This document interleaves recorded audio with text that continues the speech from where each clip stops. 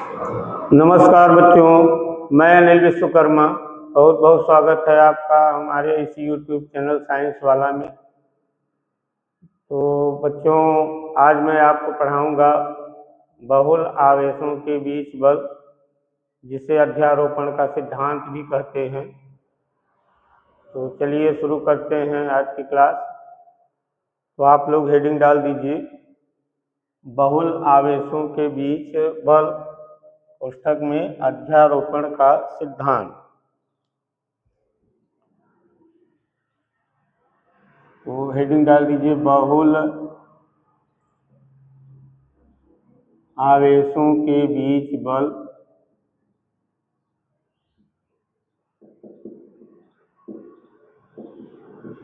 कोष्ठक में अध्यारोपण का सिद्धांत।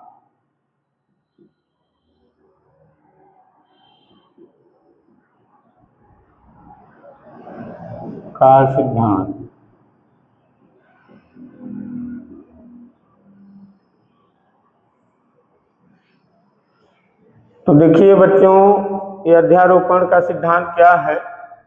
इसमें ये बताया गया है कि जैसे कोई एक आवेश है, मान लीजिए ये Q1 आवेश है, और इस आवेश के ऊपर कई आवेश मिलकर बल लगाए। इस आवेश के ऊपर अनेक आवेश बल लगाए, कई आवेश मिलकर इसके ऊपर बल लगाए, तो इसके ऊपर टोटल बल कैसे ज्ञात किया जाएगा, यही अध्यारोपण के सिद्धांत में बताया गया है। कई आवेश जैसे देखिए, इसके ऊपर मान लीजिए एक आवेश है Q2, ये बल लगाए इसके ऊपर। एक आवेश Q3 मान लीजिए है, ये भी इसके ऊपर बल लगाए। एक आवेश मान लीजिए Q4 है, ये भी इसके ऊपर बल लगाए। इसी तरह कई आवेश है, मान लिया जाए N आवेश है। तो देखिए कई आवेश हैं और ये सभी आवेश मिलकर इसके ऊपर बल लगाए। इसके ऊपर टोटल बल कितना होगा, ये कैसे ज्ञात किया जाएगा, यही अध्यारोपण के सिद्धांत में बताया गया है। चलिए पहले हम अध्यारोपण का सिद्धांत लिख दे रहे हैं। देखिए अध्यारोपण के सिद्धांत में क्या है। इस सिद्धांत के अनुसार,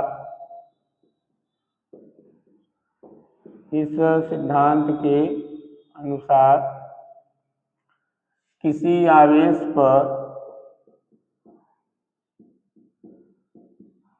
आवेश पर अनेक आवेशों द्वारा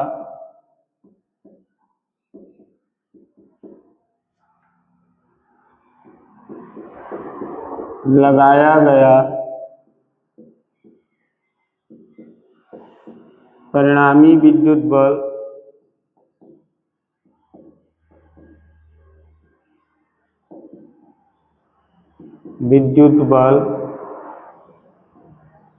अलग अलग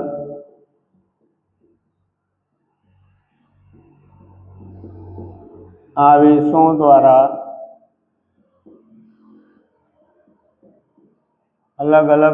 द्वारा उस आवेश पर लगाए गए विद्युत बलों के सदिश योग के बराबर होता है।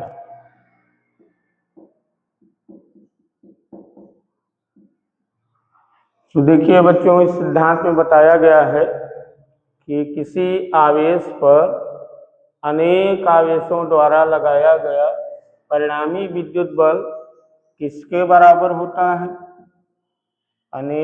किसी आवेश पर अनेक आवेशों द्वारा लगाया गया परिणामी विद्युत बल किसके बराबर होता है। लिखा है, अलग अलग आवेशों द्वारा उस आवेश पर लगाए गए विद्युत बलों के सदिश योग के बराबर होता है। मतलब इस आवेश पर परिणामी विद्युत बल कितना होगा, इस आवेश पर परिणामी विद्युत बल कितना होगा।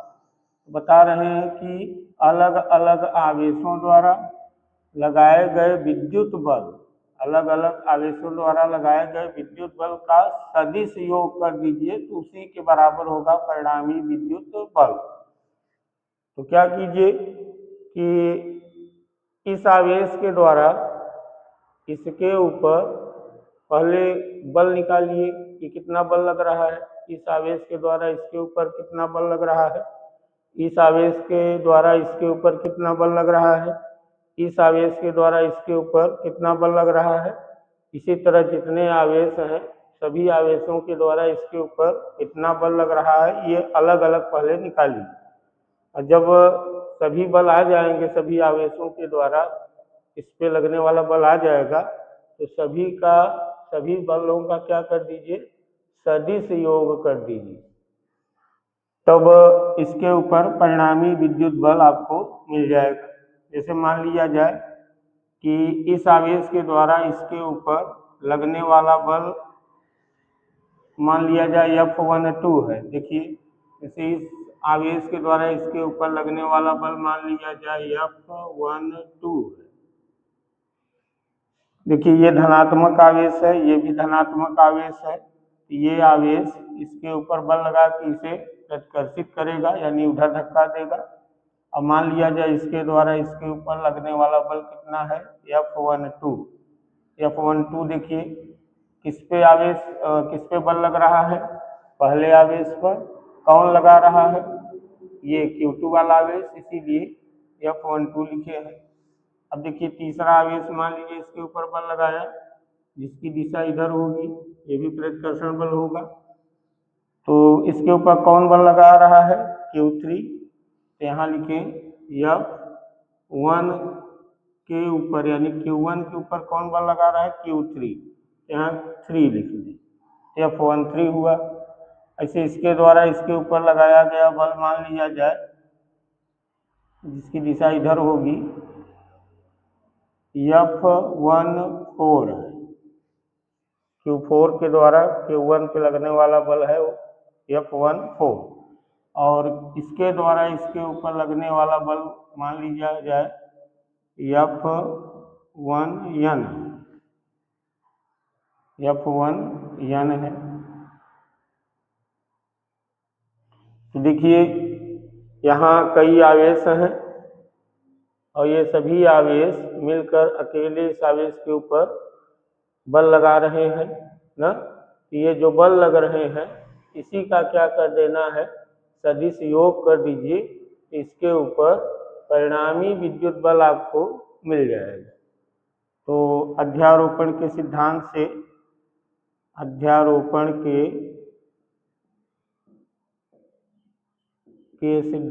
से Q1 आवेश पर लगने वाला परिणामी विद्युत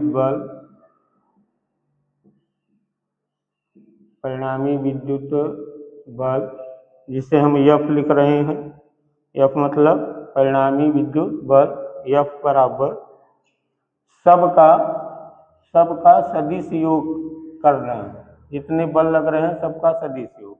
तो देखिए इसके ऊपर इसके द्वारा बल लग रहा था F12 लिखिए, वेक्टर का चिन्ह लगा दीजिए, सदिश योग है, प्लस इसके द्वारा इसके ऊपर बल लग रहा है F13, प्लस इसके द्वारा इसके ऊपर बल लग रहा है F14, और plus dot dot dot, plus इसके द्वारा इसके ऊपर बल लग रहा है F1N।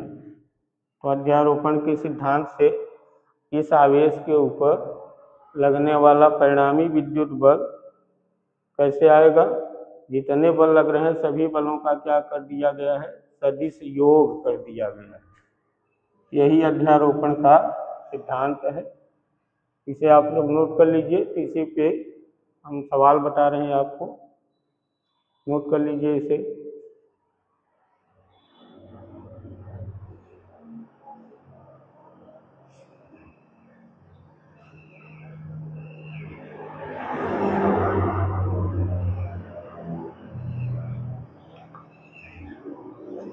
चलिए इसे हम म्यूट दे रहे हैं।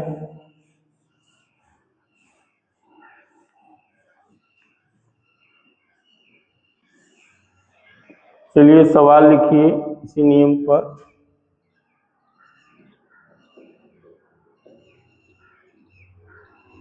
देखिए एक समबाहु त्रिभुज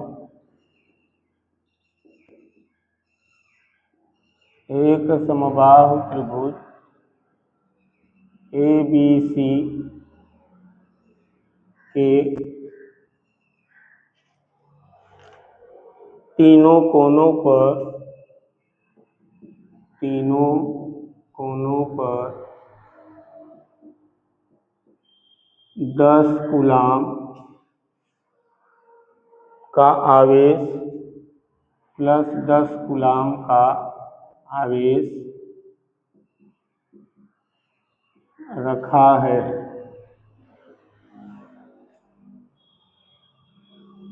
और इसकी प्रत्येक भुजा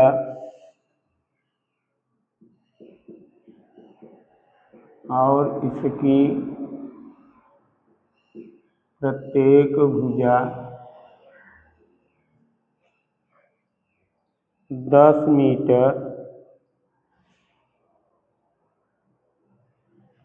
है। तो आवेश A पर लगने वाले कुल बल का मान बताइए। लगने वाले कुल बल का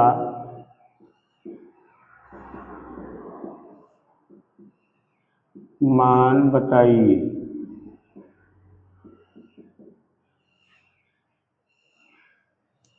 तो देखिए सवाल क्या है। एक समबाहु त्रिभुज ABC है जिसके तीनों कोनों पर प्लस 10 कूलाम का आवेश रखा गया है और समबाहु त्रिभुज की प्रत्येक भुजा 10 मीटर लंबी है। तो कह रहे हैं आवेश A पर लगने वाले कुल बल का मान बताइए। इसके लिए सबसे पहले हम लोग एक समबाहु त्रिभुज बनाएं। मान लीजिए एक त्रिभुज है,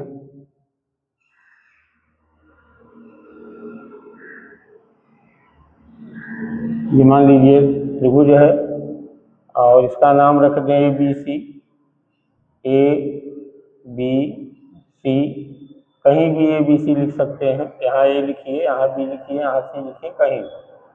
मान लिया जाए ABC एक समबाहु त्रिभुज है। इस कह रहे हैं कि इसके तीनों कोनों पर प्लस 10 कूलाम का आवेश रखा हुआ है।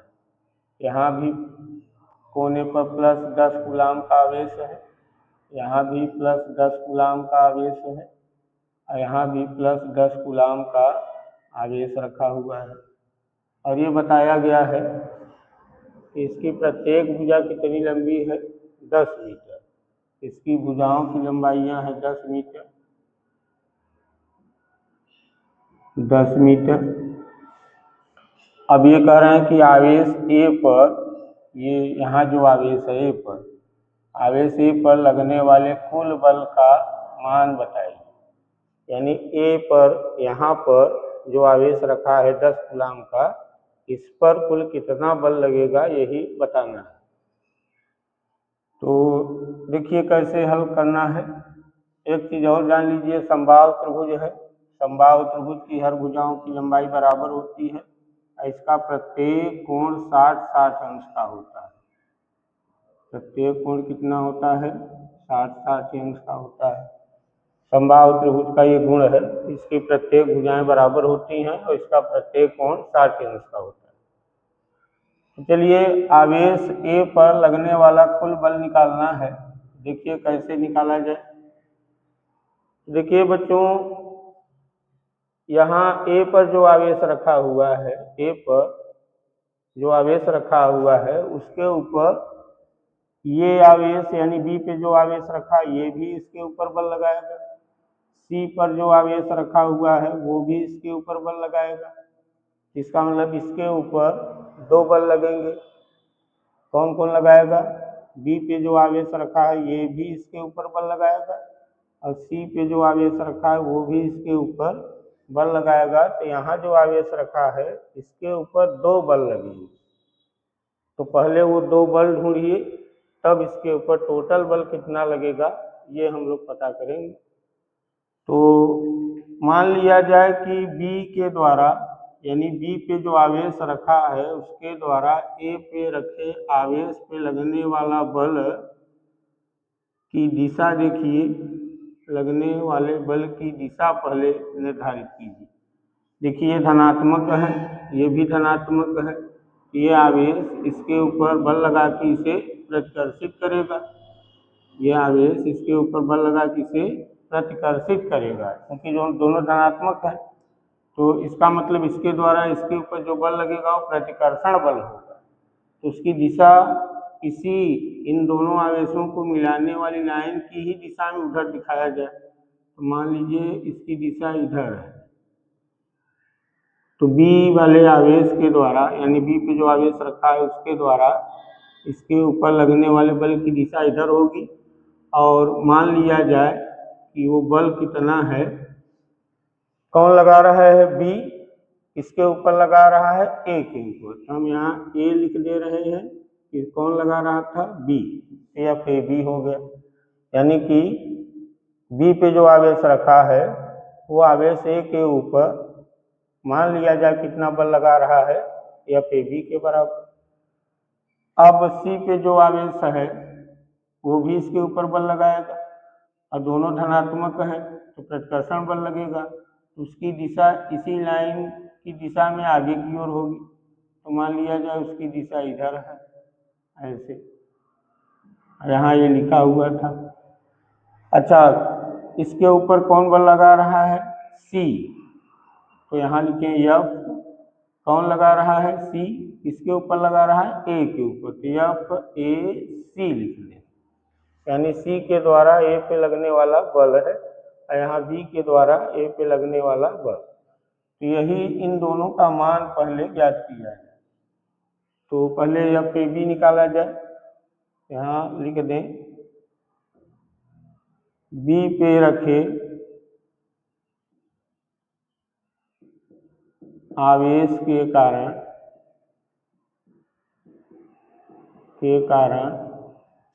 ए पर रखे आवेश पर लगने वाला बल, बी पर रखे आवेश के कारण ए पर रखे आवेश पर लगने वाला बल एफ ए बी बराबर, और वही कूलाम के नियम से निकालिए, के Q1 Q2 बटे में आर स्क्वायर से। तो मान रखिए, इसमें मान रखने पर तो एफ ए बी बराबर के, अब देखिए ये वाला आवेश इस आवेश के ऊपर बल लगा रहा है, ये आवेश इसके ऊपर बल लगा रहा है, तो इसे Q1 समझ लीजिए, इसे Q2।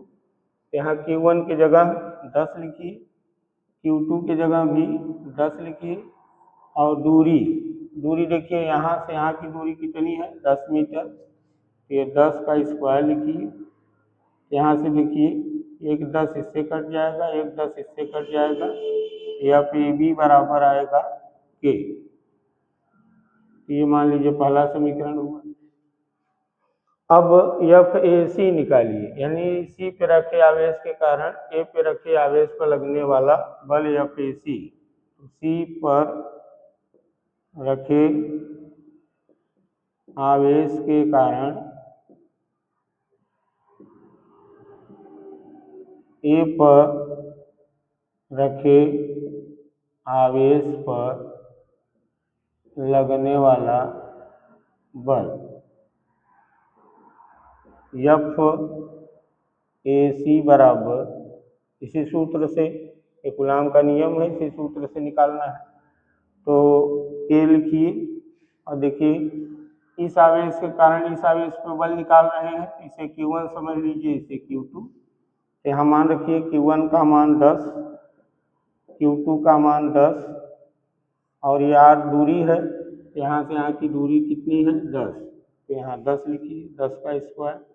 तो देखिए 1 10 से ये 10 कटा, 1 10 से ये 10 कटा, तो यहाँ पे सी बराबर आया 1।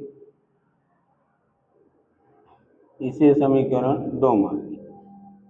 तो देखिए हम एफ ए सी और एफ ए बी दोनों निकाल लिए हैं, यानी इसके ऊपर जो 2 बल लग रहे थे दोनों बलों का मान निकाल लिए हैं।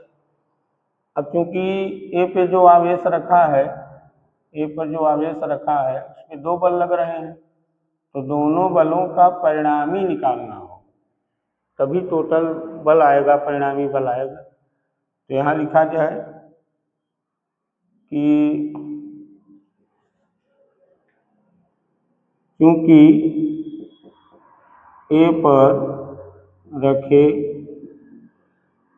आवेश पर 2 बल एफ ए बी व एफ ए सी लग रहे हैं, इसलिए ए पर रखे आवेश पर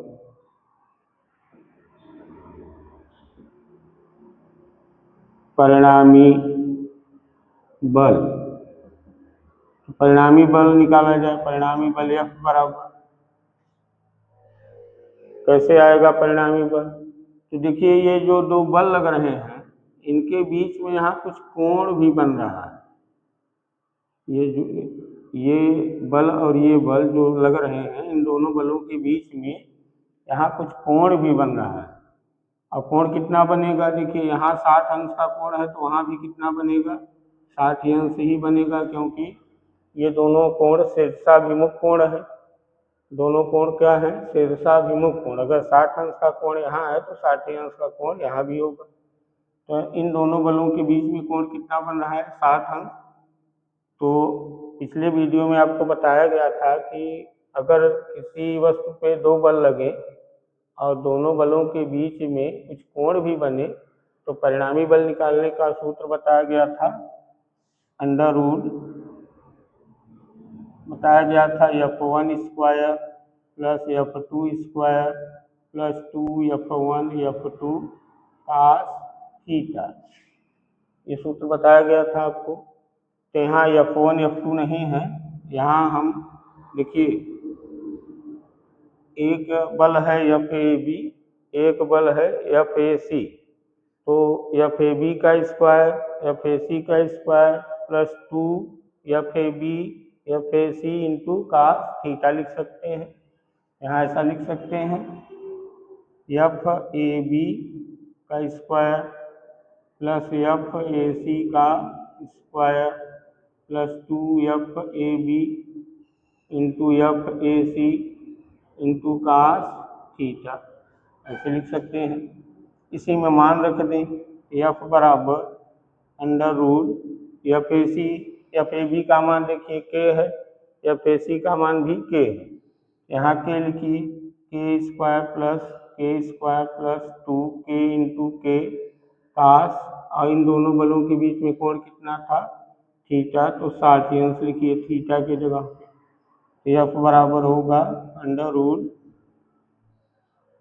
2 के स्क्वायर प्लस यहाँ 2 के स्क्वायर और पास 60 का मान 1/2, 1/2 2 से 2 कट जाएगा तो कितना आएगा? 2 के स्क्वायर और के स्क्वायर जोड़ दीजिए तो आ जाएगा एफ बराबर 3 अंडर रूट में 3 के स्क्वायर, तो एफ बराबर आएगा अंडर रूट 3 के आ जाएगा। अब के का मान रख दीजिए, तो के का मान है 9 गुणित 10 की घात 9, तो एफ बराबर आया 9 अंडर रूट 3 गुणित 10 की घात 9 न्यूटन।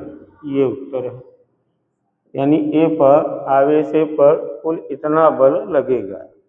यही उत्तर है, नोट कर लीजिए इसे आप लोग।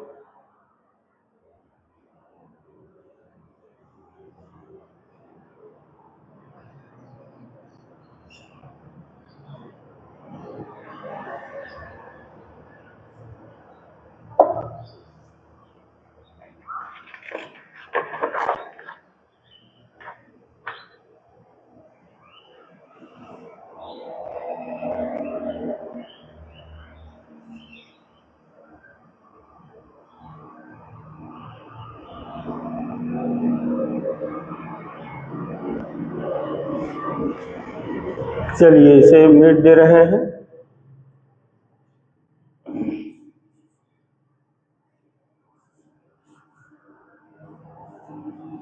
देखिए एक दूसरा तरीका भी है। जैसे आवेश ए पर देखिए एक बल FAB लग रहा था, यह एक बल FAC लग रहा था। इन दोनों बलों का मान देखिए क्या है, बराबर है। अगर दोनों बल बराबर हैं तो परिणामी बल निकालने का एक सूत्र ये भी है, जब दोनों बल बराबर हों तब परिणामी बल निकालने का सूत्र है F बराबर 2F cos थीटा बटे 2, 2F cos थीटा बटे 2। इससे हम लोग निकाल सकते हैं परिणामी बल, लेकिन ये तभी लगाइएगा जब दोनों बल कैसे हों, बराबर। जैसे कि यहाँ देखिए FAB और FAC दोनों का मान बराबर आया है। देखिए इसे हम हल कर दे रहे हैं। यहाँ FAB बराबर FAC और दोनों का उत्तर K है। और मान लिया जाए कि ये दोनों F के बराबर है।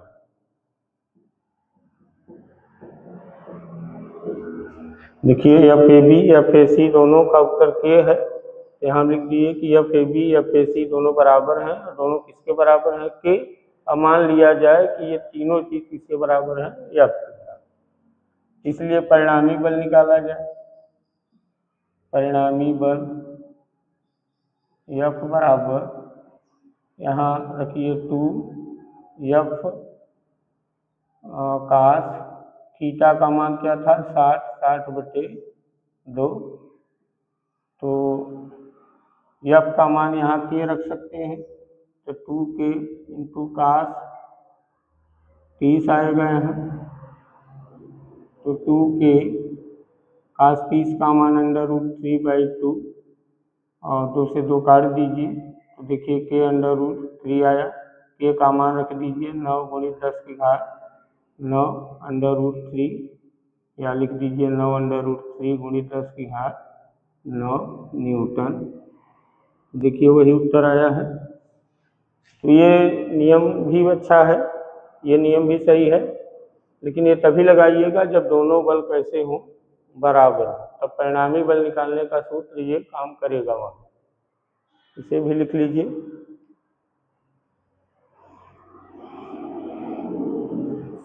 चलिए अब दूसरा सवाल लिखते हैं।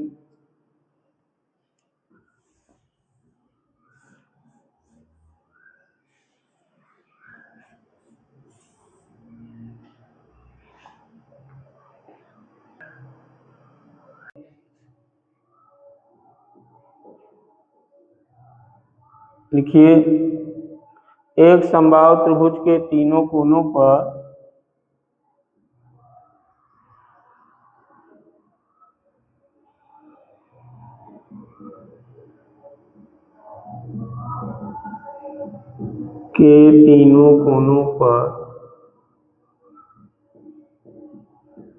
एक समबाहु त्रिभुज ABC के तीनों कोनों पर -10 कूलाम कामा -10 कूलाम, -10 कूलाम कामा -10 कूलाम और +10 कूलाम के आवेश का आवेश रखा गया है, आवेश रखा गया है।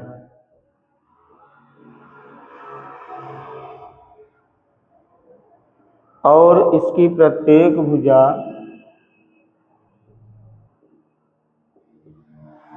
इसकी प्रत्येक भुजा 10 मीटर है। आवेश ए पर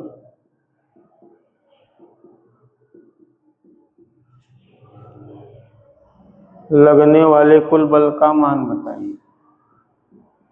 लगने वाले कुल बल का मान बताइए।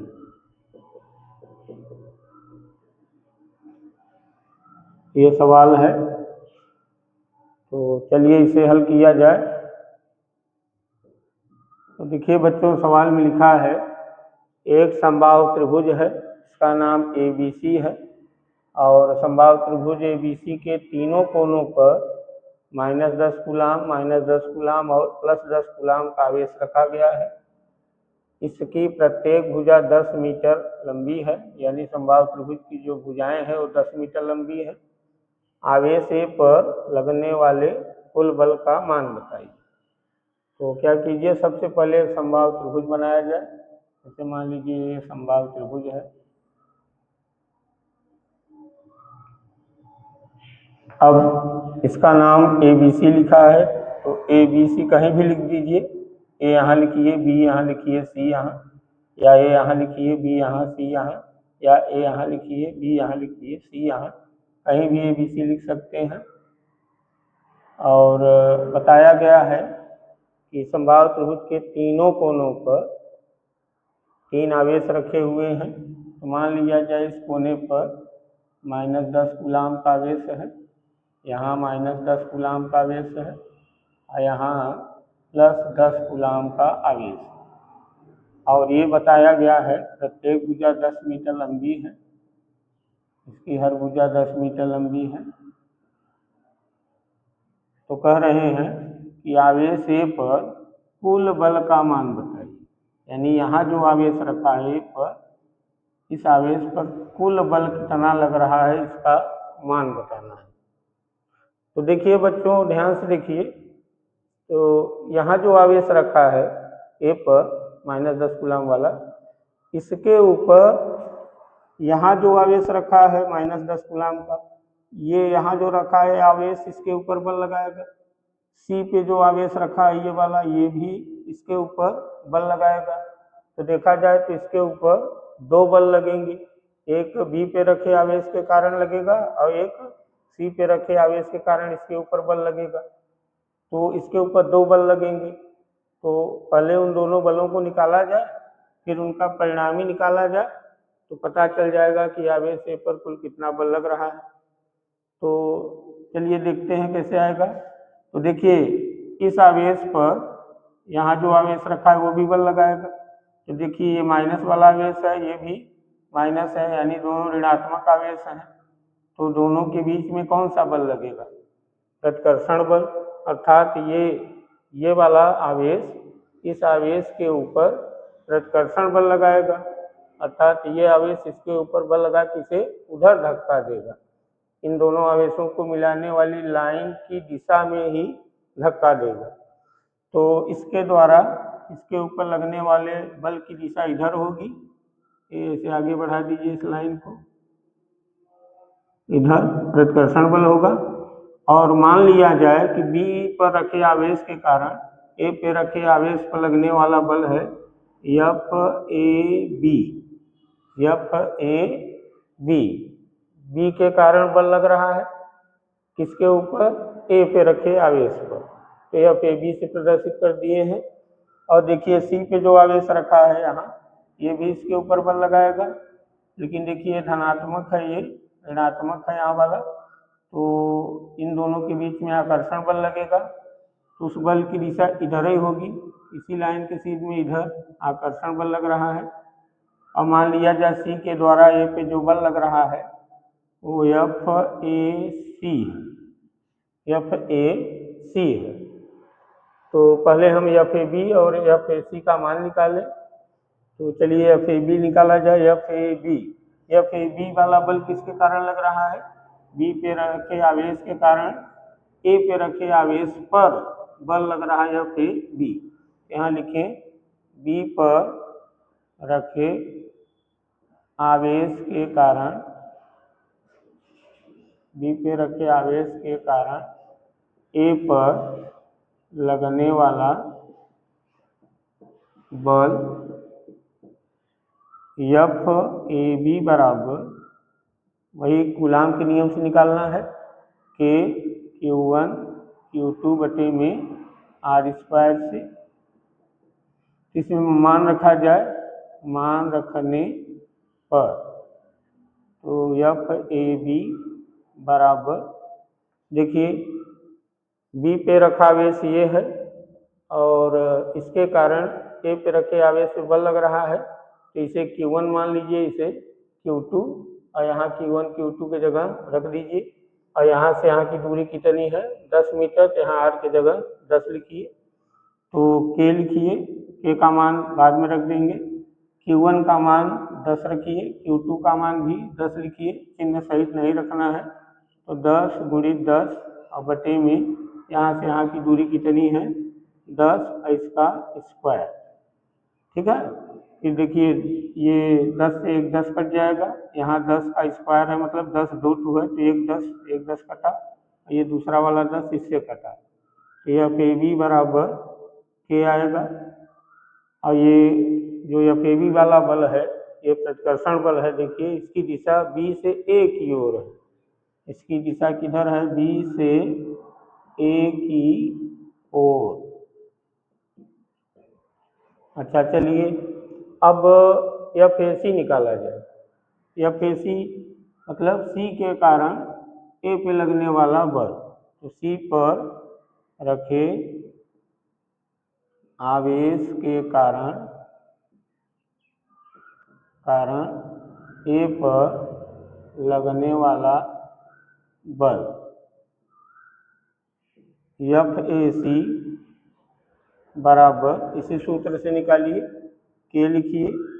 इस बार इन दोनों आवेशों में से इसे Q1 मान लीजिए, इसे Q2, और यहाँ मान रख दीजिए। तो Q1 का मान 10, Q2 का मान 10, और यहाँ से यहाँ की दूरी 10 है, तो R की जगह पे 10 लिखिए, 10 का स्क्वायर। तो एक 10 से एक 10 कटा, एक 10 से ये कटा, तो एफ ए सी बराबर आया के। और इस बल की दिशा देखिए किधर है, ए से सी की ओर, ए से सी की ओर। तो चलिए हम देखिए, हम इस पर दो बल लग रहे थे, एक बी पे रखे आवेश के कारण, एक सी पे रखे आवेश के कारण, दोनों बलों का मान निकाल लिए हैं। अब देखिए, अब पता कीजिए कि इन दोनों बलों के बीच में कोण कितना बन रहा है, इसे इधर लिख दें -10 कूलाम। इन दोनों बलों के बीच में देखिए कोण कितना बन रहा है, कोण थीटा बराबर। तो देखिए यहाँ से लेकर, जैसे ये लाइन ऐसे खींची है ना, और यहाँ पे मान लीजिए देखिए ए है, देखिए यहाँ से यहाँ तक का कोण कितना है 180, यहाँ से लेकर पूरा यहाँ तक का कोण कितना है 180। और चूंकि ये समबाहु त्रिभुज है, इसके प्रत्येक कोण कितनी है 60 अंश है, इसका प्रत्येक कोण कितना होता है 60 अंश, यानी इस कोने पे कोण 60 है, यहाँ भी 60, यहाँ भी 60। तो देखिए पूरा कोण यहाँ से लेकर यहाँ तक का कोण पूरा कितना है 180, और 180 यानी पूरे कोण में से इतना कोण घटा दिया जाए, पूरे कोण में से इतना कोण घटा दिया जाए, इसका मान मिल जाएगा। तो पूरे 180 में इस 60 को घटाइए, 180 माइनस 60 का मतलब 120 अंश कोण बना। कितना बना 120, ये यहाँ से यहाँ तक का कोण है, और हमें चाहिए यहाँ से लेकर यहाँ तक का कोण। तो हम देख रहे हैं कि यहाँ से लेकर यहाँ तक का कोण कितना है 180, 180 में हम इतना घटा दिए, तो इतने का मान हमें मिला 120 अंश, अर्थात इन दोनों बलों के बीच में 120 अंश का कोण बन रहा है। तो यहाँ लिखा जाए, क्योंकि आवेश ए पर या ए पर रखे आवेश पर, ठीक है यही लिखिए, आवेश ए पर दो बल लग रहे हैं, दो बल एफ ए बी व एफ ए सी लग रहे हैं, और इन बलों के बीच कोण के बीच कोण थीटा बराबर 120 अंश है। इसलिए आवेश ए पर कुल बल यानी किसी को परिणामी बल बोलते हैं। परिणामी बल कैसे निकाला जाएगा? तो अभी पिछले सवाल में बताए थे, कुल बल या परिणामी बल F मान लीजिए अंडर रूट F AB का होल स्क्वायर और प्लस F AC का होल स्क्वायर और plus 2FAB into FAC into cos theta से।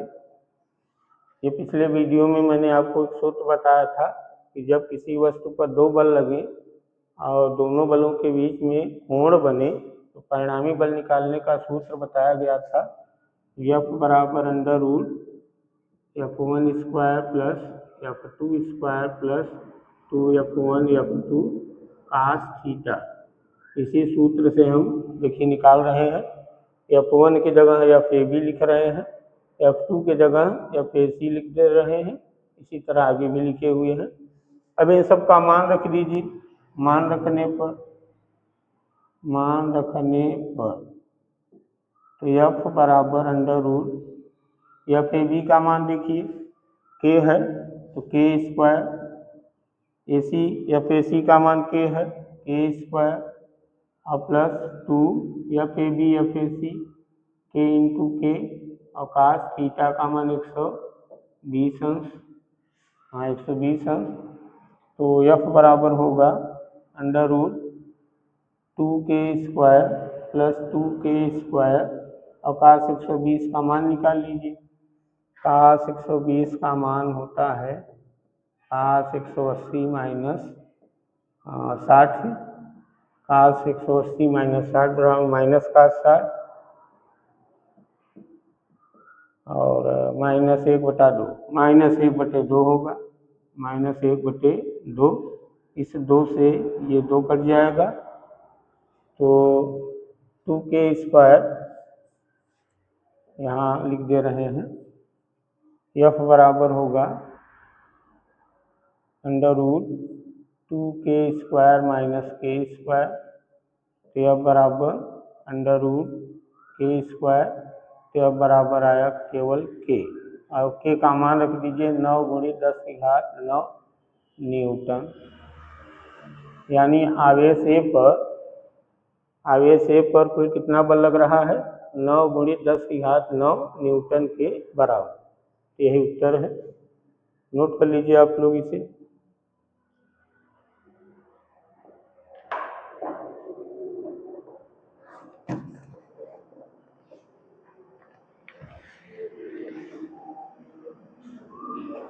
चलिए इसे मिटे। देखिए एक तरीका आपको और हम बता रहे हैं। इसके पहले वाले सवाल में भी बताया था मैंने कि अगर दो बल है और दोनों बराबर हैं, जैसे आवेश A के ऊपर देखिए 2 बल लग रहे हैं और दोनों बलों का मान देखिए बराबर बराबर है K के ना, तो परिणामी बल निकालने का एक तरीका है। तो यहाँ लिखिए क्योंकि FAB और FAC दोनों आपस में बराबर हैं और दोनों किसके बराबर हैं? K के बराबर। तो मान लिया जाए ये जो K है वो F के बराबर है, माना F, इसलिए परिणामी बल निकाला जाए। आवेश A पर परिणामी बल यानी कुल बल निकालने का सूत्र बताए थे। F बराबर 2F cos थीटा बटे 2। तो परिणामी बल F बराबर 2F की जगह K लिखिए, K cos थीटा की जगह 120/2 F बराबर 2K और cos 60 होगा और इसे हल कीजिए। 2k का 60 का मान 1/2, 2 से 2 कट जाएगा तो F बराबर कितना k। तो F का मान रख दीजिए 9 × 10⁻9 न्यूटन।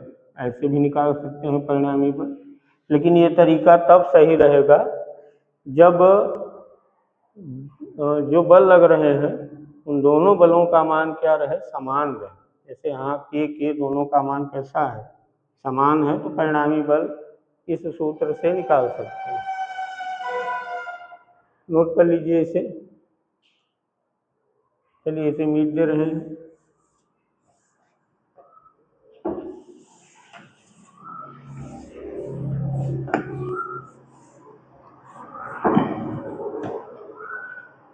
चलिए दूसरा सवाल लिखिए। भुजा ए वाले वर्ग, ये तीसरा सवाल है, लिखिए। भुजा ए वाले वर्ग ए बी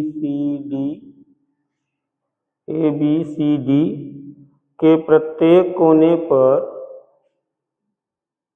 Q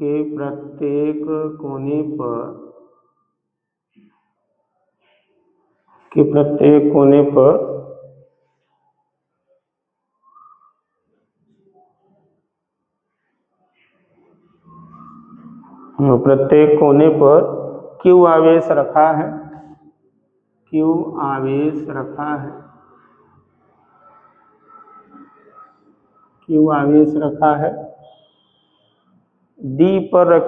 D पर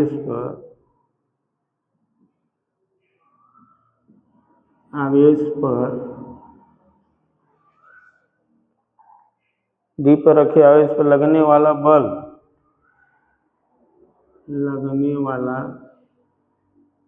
बल बताइए। तो देखिए इसे हल किया जाए।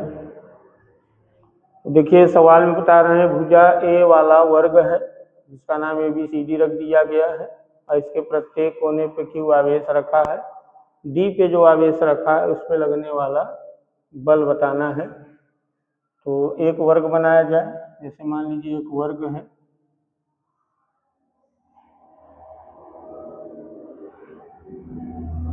है, इसकी प्रत्येक भुजा A है, क्योंकि वर्ग की चारों भुजाएं बराबर होती हैं इसलिए इसकी हर भुजा की लंबाई A होगी।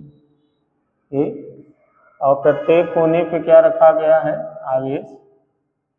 तो पहले इस वर्ग का नाम लिख दें A B और चलिए C, कहीं भी C लिखिए, कहीं भी D लिखिए, उससे कोई दिक्कत नहीं है। और हर कोने पे क्या रखा है, आवेश Q रखा है। ये धनात्मक आवेश होगा, Q लिखा है तो धनात्मक ही है, और यहाँ भी प्लस। तो कह रहे हैं कि D पे जो आवेश रखा है, यहाँ D पे जो आवेश रखा है इस पे लगने वाला बल बताइए। तो देखिए बच्चों D पे जो आवेश यहाँ है D पर, इस पे कौन कौन बल लगाएगा। तो देखिए C पे जो आवेश रखा है वो भी इसी के ऊपर बल लगाएगा। A पे जो आवेश रखा है ये भी इसके ऊपर बल लगाएगा। B पे जो आवेश रखा है वो भी इसके ऊपर बल लगाएगा। तो देखा जाए तो इसके ऊपर 3 बल लगेंगे। एक A पे रखे आवेश के कारण, एक C पे रखे आवेश के कारण, एक B पे रखे आवेश के कारण। तो चलिए एक एक बल का पहले दिशा निर्धारित करते हैं। देखिए C पे जो आवेश रखा है वो इस आवेश पे रखे, इस बिंदु पे रखे आवेश पर प्रतिकर्षण बल लगाएगा, क्योंकि दोनों धनात्मक हैं। तो C के द्वारा इस पे जो बल लगेगा उसकी दिशा इधर होगी, इधर। तो मान लिया जाए वो बल है FDC। C के द्वारा D पर लगने वाला बल, C के द्वारा D पे लगने वाला बल FDC हुआ, इसकी दिशा इधर है। A पे रखे आवेश के कारण इसके ऊपर भी जो बल लगेगा वो प्रतिकर्षण बल होगा, उसकी दिशा इधर होगी, ऐसे। इस बल को मान लिया जाए FADA। A के कारण D पे लगने वाला बल। और देखिए बी पे जो आवेश रखा है ये भी इसके ऊपर बल लगाएगा और उसकी दिशा देखिए इधर होगी, इस दिशा में लगाएगा। तो इसको बल को मान लिया जाए, इस बल को बी के कारण लग रहा है ना डी पर, एफ डी बी। तो देखिए डी पे जो आवेश रखा है इस पे 3 बल लग रहे हैं। तो पहले इन तीनों बलों को निकाला जाए और तब इनका परिणामी ढूंढा जाए। तो अच्छा देखिए, यहाँ से यहाँ की दूरी तो पता है, यहाँ से यहाँ की दूरी पता है, लेकिन यहाँ से यहाँ की दूरी नहीं पता है। तो पहले इस दूरी को निकाल लिया जाए। तो यहाँ से यहाँ की दूरी निकालने के लिए इसे मान लीजिए कि ये एक समकोण त्रिभुज है। तो देखिए लंब ये कर्ण हुआ, लंब स्क्वायर प्लस आधार स्क्वायर, एक नियम है ना, यहाँ लिख दीजिए समकोण त्रिभुज ए बी नहीं डी बी सी में, डी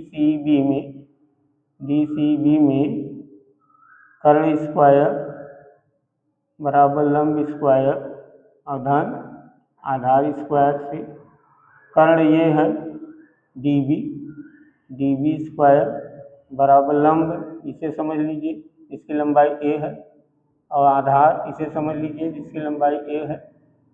तो डी बी स्क्वायर बराबर यहाँ 2a स्क्वायर होगा। तो डी बी बराबर होगा a अंडर रूट 2, इसकी लंबाई हुई a अंडर रूट 2। तो पहले इन तीनों को ढूंढा जाए। तो चलिए पहले एफ डी ए को ही ढूंढिए। तो एफ डी ए का मतलब कौन बल लगा रहा है, ए किस पर, डी पर। लिखा जाए ए पर रखे या ऐसा लिखिए आवेश ए के कारण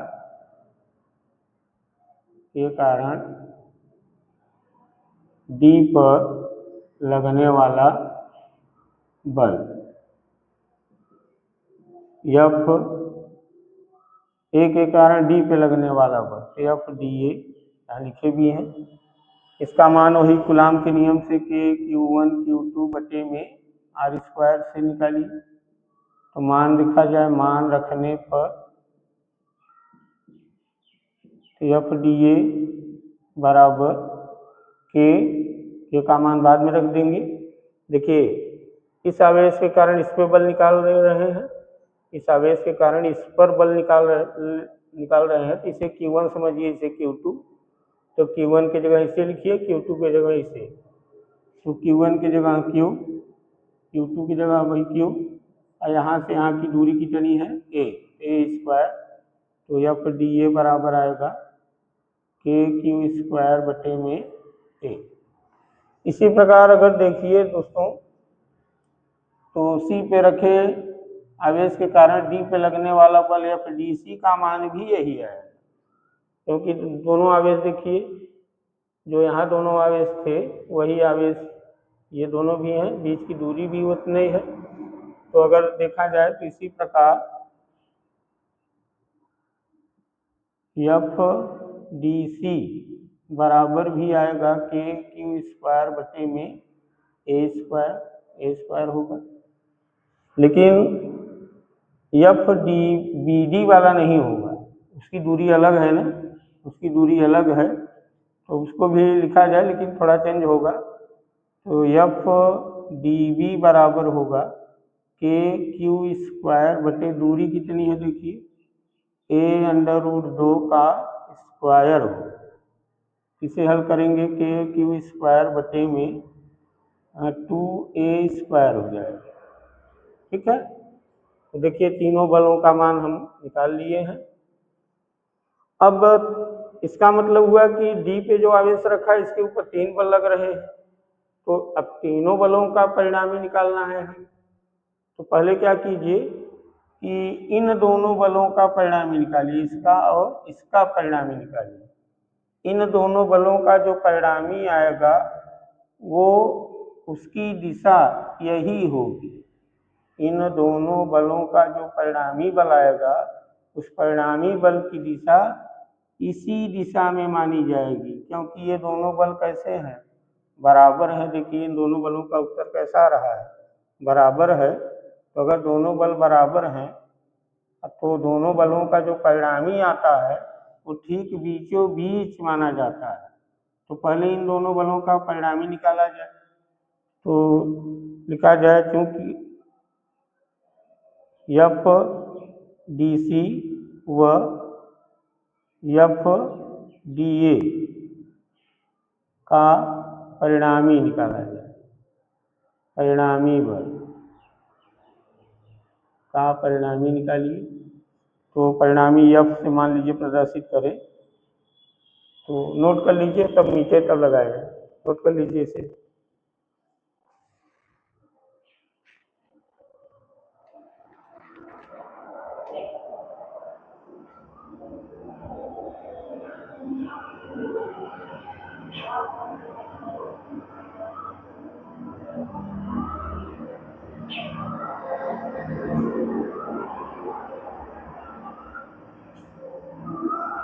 चलिए मीटे।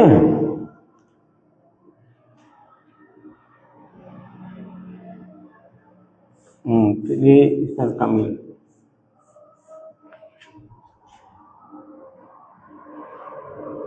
तो देखिए ये दोनों बल बराबर हैं, ये और ये कैसे हैं, बराबर हैं। तो इनका परिणामी पहले निकाला जाए। तो क्योंकि नहीं लिखिए, इसलिए एफ कौन कौन डी ए व एफ डी सी का परिणामी बल का परिणामी निकालिए। तो मान लिया जाए इसका इन दोनों का परिणामी जो है एफ है, इन दोनों का परिणामी कितना है एफ, तो बराबर अंडर रूट में एफ डी ए स्क्वायर और plus F D C square और plus 2 F D A into F D C into cos theta. तो ऐसा कीजिए कि चूंकि ये दोनों बल बराबर है ना, तो दोनों को कुछ मान लिया जाए। ऐसा कीजिए, माना एफ डी ए बराबर एफ डी सी और दोनों का उत्तर है के क्यू स्क्वायर बाई ए, और दोनों को मान लिया जाए एक्स। दोनों को कितना मान लिया जाए, एक्स के बराबर। तो हम इसमें सूत्रों में हम एक्स लिख दे रहे हैं, X square plus X square plus 2 into X into cos theta. Theta कितना होगा इन दोनों बलों के बीच, देखिए इन दोनों बलों के बीच में 90 अंश का कोण बनेगा, यहाँ 90 लिख दीजिए। तो ये लिखने से इन दोनों को एक्स मानने से हल करने में थोड़ा आसान रहेगा। तो चलिए इन दोनों का हल कीजिए। तो इन दोनों का परिणामी आएगा, देखिए x square 2x square plus यहाँ गुणा कीजिए 2x स्क्वायर और काश 90 का मान कितना होता है 0। तो अब बराबर आया अंडर रूट 2x स्क्वायर, तो बाहर आएगा अंडर रूट 2x और x का मान रख दीजिए। तो f बराबर आया अंडर रूट 2 और x का मान था K Q square by A square. तो चलिए आया K Q square under root 2 by A square. ये जो आया है ये इन दोनों बलों का क्या है, परिणामी आया है।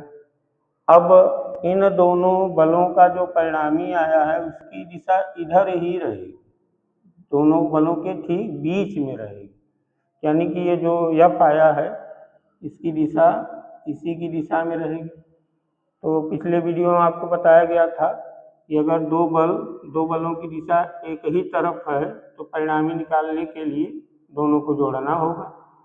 तो अब इन दोनों को जोड़िए, ये क्या है, इन दोनों बलों का परिणामी देखिए यह बराबर आया है, और ये तो जी के द्वारा जी पे लगने वाला बल था। अब इन दोनों बलों की दिशा एक ही हो गई है, तो इन दोनों का परिणामी निकाला जाए। इन दोनों का परिणामी निकाला जाए, यहाँ लिखा जाए चूंकि एफ व एफ डी बी की दिशा एक ही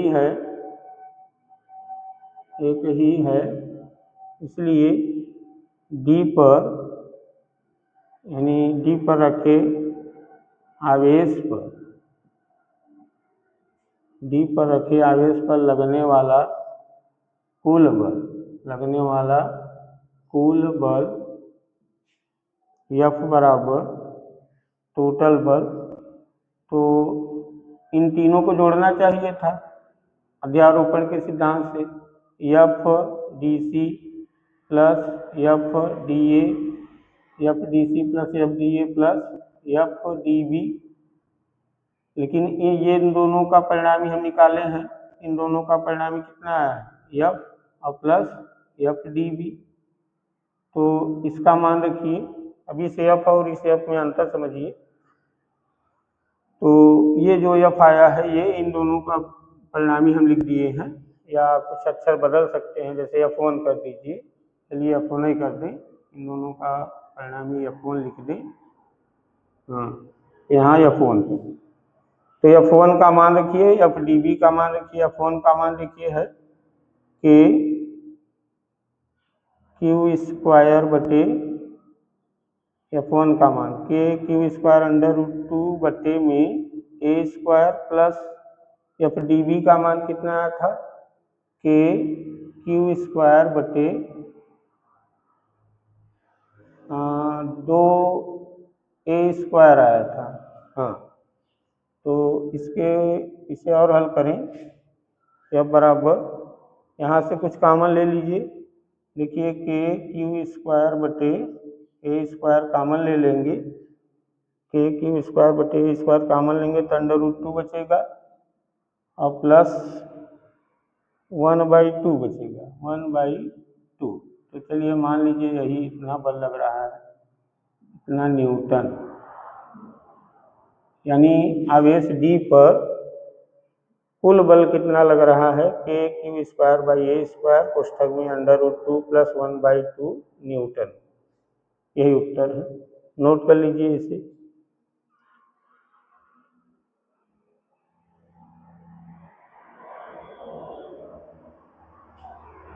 तो चलिए बच्चों, आज की वीडियो यहीं तक रहने दें। अब अगले वीडियो में आपको विद्युत क्षेत्र के बारे में पढ़ाएंगे। तब तक के लिए नमस्कार।